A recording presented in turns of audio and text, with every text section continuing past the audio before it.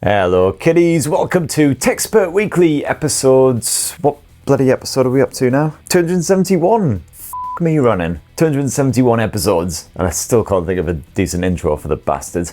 And on this week's episode, we chat upcoming Ultra phones, we review Samsung's latest snazzy earbuds, and we realise there is no we. I'm actually the only one here, and those other voices are all just in my head. So let's crack on. Jingle me. Techspert Weekly. Now the Vivo X300 and X300 Pro are a smashing pair of flagship phones, the little and large of the mobile world. And rejoice, rejoice, they're about to be joined by a third member, the whopping great Vivo X300 Ultra, which will inevitably stretch your wallet as much as it does your pants. The highlight of Vivo's X300 Pro was that addictively brilliant camera setup. But Vivo appears to have really gone to town with the Ultra model to try and tempt snap-happy fans to upgrade, as you can probably tell with just a quick squint at that arse end, because that camera bump is the size of Donkey Kong's prostate. Now, chat on the web reckons the Vivo X300 Ultra will sport not just one, but two bloody massive 200 megapixel camera sensors. The regular shooter should be a 200 meg Sony Lightyear 901 sensor, that's a sizable one over 1.12 inches, and that could be joined by a 200 megapixel telephoto shooter using a Samsung ISOCELL sensor and a 50 meg ultra wide camera, once again with quite a big sensor involved. So it's no real wonder that the Ultra's camera bump appears to be approximately the same size as Swindon. And all this should mean that the Vivo X300 Ultra should be absolutely banging as far as photography goes in pretty much any conditions, especially excelling in low light shenanigans. Oh, and Vivo has already showed off the Ultra's mega penile 400mm telephoto extender accessory, making this the latest in a line of smartphones that'll make me look like a proper creeper when I'm testing it out in public. No, officer, I'm not a pervert. Well, yes, I am a pervert, but this is just for work purposes, honest. As for the performance, well, the Vivo X300 Pro was already a banger with that Dimensity chipset, but for this Ultra model, Vivo has basically told MediaTek to do one and swap to a Snapdragon 8 Elite Gen 5. This is beefier than a bull orgy, which is great news for gamers, and hopefully will be accompanied by a bloody great big vapor chamber.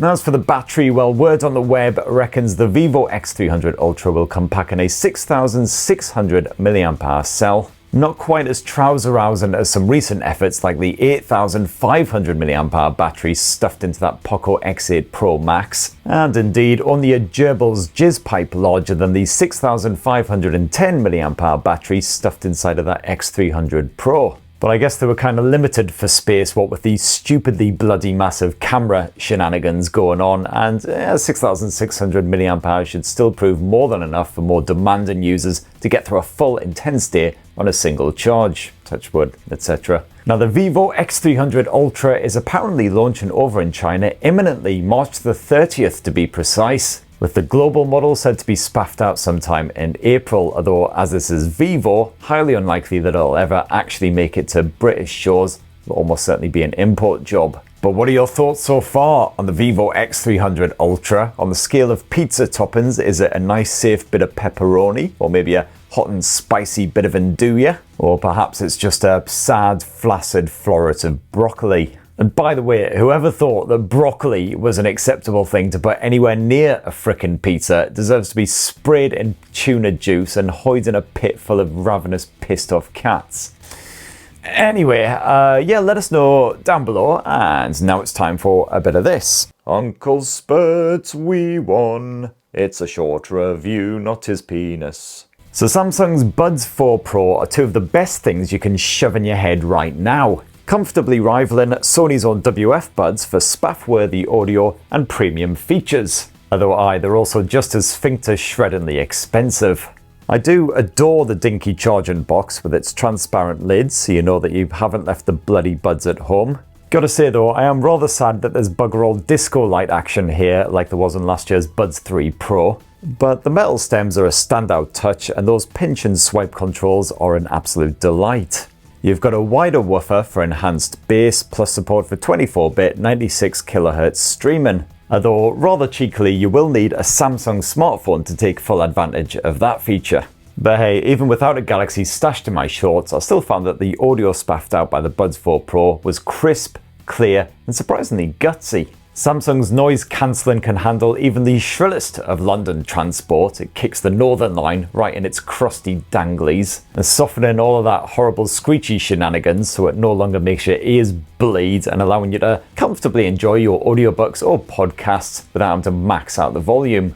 And with support for features like real-time translation, the Buds 4 Pro are smarter than a dozen Alan Shearers, or about half a Stephen Fry.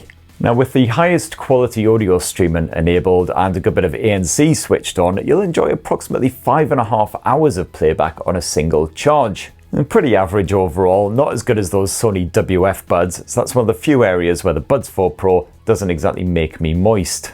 Final score, 4 saggy chops Morrisseys having a proper strop on out of 5. Well, wasn't that just smashing? And now it's time for comments of the viewer variety.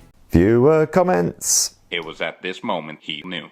He f***ed up. So let's start this week with the Bismarck, your mate, who says, proud of you for remembering to add the link. You know, sometimes I'm not actually a useless sack of soggy, soiled pants. Not often, but occasionally. DJ Warren says, Techspert Weekly 271 could be interesting, especially if the Black Cats get spanked by the mags on Sunday. I'm pretty sure that the Toon Army will be commenting about it. I mean, when Sunderland got promoted, the Geordies were all saying 6 easy points, and they were 100% correct. Cheers, lads. Isaac O'Saraton says, do Raiden Shogun's story quest after Inazuma. I think you might be confusing me with some other bald drunk c*** who streams video games or something. Burn Mayer says, where do you get these incredible wallpapers? Well, I haven't busted out this jingle for at least a week. Wall.alphacoders.com, wall.alphacoders.com. That's where my wallpapers come from. Wall.alphacoders.com. Quite a lot of wallpaper chat, in fact. TK the Fury says, dude has excellent taste for wallpapers, tell very much. To which ASD01 replies, they are very childish. Childish? Yeah, well, you're childish,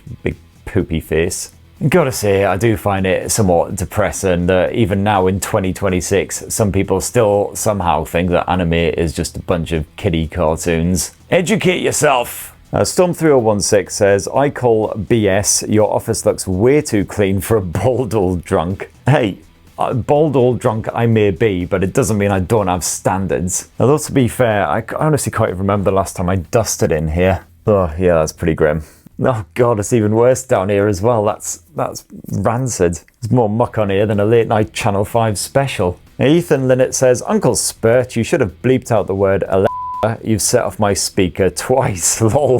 Bollocks. Sorry, mate. And I've gone and done it again, haven't I? I'll try and remember to bleep that out in edit this time. And sorry to everyone whose speakers I antagonized in last week's show. Back in the day, it wasn't an issue because Alexa just straight up blanked us Macams, just did not want to have anything to do with us. Now we've got a tech-related question here. Jason McMeekin says, are any phones coming out that aren't sequels, i.e. the Pixel 9a Part 2, Pixel 10a, the Galaxy A36 and A56 Part 2, new A37 and 57, and Apple's bag of bum gravy, the iPhone 16e Part 2. So basically, are there any smartphones coming out this year that aren't just a sort of half-assed, half-hearted reboot of the previous generation? Yeah, I mean, there's a couple of sort of semi-interesting devices lingering on the horizons. You've got the likes of the Unihertz Titan 2. It's caused a wee bit of a stir online, thus proving that this BlackBerry love is still lingering, like a somewhat obnoxious fart.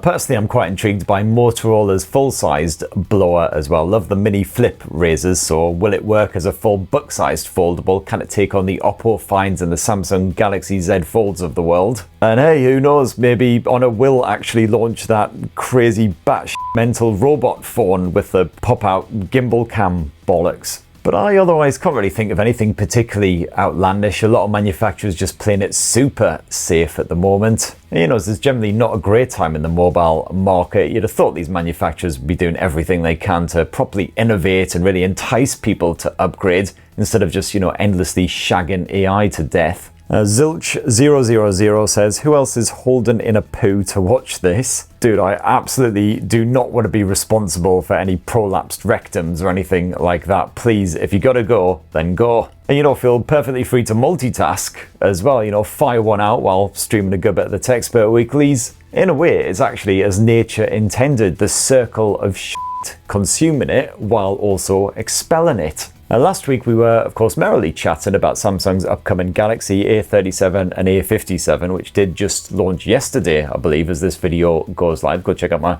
video on them too, if you haven't done already. And plenty of correspondence, including this from Resi5897, who says, I think that Samsung should upgrade the Galaxy mid-range phones every 2 years instead. And this follows on directly from Jason's comment about, is everything just super incremental these days? Why even bother? Just take a leaf out of nothing's book. Just launch a flagship every couple of years when you sort of need to, rather than half-heartedly spaffing one out every 12 months just because you feel obliged to. Alex WG1MB says, remember the days when the A series had an SD slot? Rest in peace, handy feature. And likewise, Wonderful Baby says, sad that manufacturers are turning away from SD cards too. I wasn't using my headphone jack for years, so losing that was bearable, but someday when we all have to switch to new gen Samsung phones, we'll lose the micro SD memory card. Yeah, these days it's basically just the super budget smartphones that seem to support micro SD memory cards, that and of course the mega expensive Sony Xperia 1 flagships. And manufacturers argue that it's to free up extra space for bigger batteries, etc., but what a lot of toss. It basically just seems to be a clever ploy to get more people to upgrade to the highest storage models, especially the likes of bloody Apple. They'll charge you like 200 quid for the sodden privilege. Dripping cock tips that they are. Alex770 says, in Australia, Samsung only sells the 128 gig variants of the A series phones. Bloody hell, are you... Really? Is that because you're all far too busy getting absolutely mullered to actually bother taking photos or download games or anything? Isaac Soretin says, none can contend with the supreme power of the almighty Raiden Shogun and the Musou no Hitotachi. Oh, it's this f***ing guy again. Are you feeling alright, mate? Because you seem to be watching my video and yet imagining a completely different video in your brain. Not Itashiru says, we need more vlogs. Yes, plan is absolutely to do a lot more of those in 2026. Reviews of weird booze and beer festivals and travel shenanigans, all that good stuff. So if you haven't done already, please do head on over to the Spurt Hole, link in the YouTube channel bit where the links are. That'll be absolutely smashing. Love you guys. Alt89 says, Lawnmower Man, oh my days, that brings back some memories. All of them absolutely golden, I'm sure. And speaking of the Lawnmower Man movie, Mythic Sun says, this is up there with the MDK games as two things from the 90s I'm disappointed I never knew about. Yeah, I was absolutely obsessed with that first MDK game. Must have completed it like a dozen times on my PC the first month when that came out. Bloody loved the, what was it, the mini nuke gun and the sniping helmet, obviously. Great stuff. And Danielle says, do the Motorola Fold next. Yeah, I'm hoping to have that sizable rectangle stashed in my pants imminently, so stay tuned. Michael, David, Ryan, Daniel, Paul says, Blad Perk. Surely you can't have all of those names. Jesus Christ, I mean, it would take you weeks to fill out any form. Jesse Boy says, I was in the middle of this week's Techspert Weekly when I found out about Chuck. Chuck Norris dead. Got to admit, when I heard the news, I already thought that he'd been dead for about 2 decades, but you know, it still stung. Yeah, I can just imagine the lad up there in heaven right now, tossing angels through windows and popping St. Peter right in the nuts. Yeah, I would actually pour one out for Chuck, but whiskey's a bit of a to get out the carpet. SL66YK says, why is KSI catching strays? You make him sound like he works for the dog pound or something. Although, I'll tell you what, that is one video of his that I would actually bother to watch. KSI rounding up feral mutts until a stray Rottweiler chews his bollocks off and then shits them back out again on his still twitching corpse. Is that a bit harsh? I honestly cannot even tell anymore. My soul died about 260 episodes ago. Anyway, that's enough of this fun times for another week, but massive thanks to everyone who commented last week. Please do tap your comments down below, be it about KSI, 90s nostalgia, or, you know, tech if you absolute must. And we'll get through as many of those comments as possible next week. And speaking of next week, what the f is next week? So next week, got a couple more reviews on the cards, including the Samsung Galaxy S26 Plus, which I've been rocking in my pants for a few days now. And of course, next week is Easter weekend as well. And I don't know about you, but I myself will be celebrating the resurrection of our Lord Jesus Christ by inhaling the finest bottle of single malt I can find for £15 or under at Lidl. So massive thanks for watching this shower shit to the bitter end. You are absolutely lovely as always. Please do subscribe and ding that notifications bell if you haven't done so already. And have yourselves an absolutely smashing, lovely weekend. Cheers, everybody. Love you.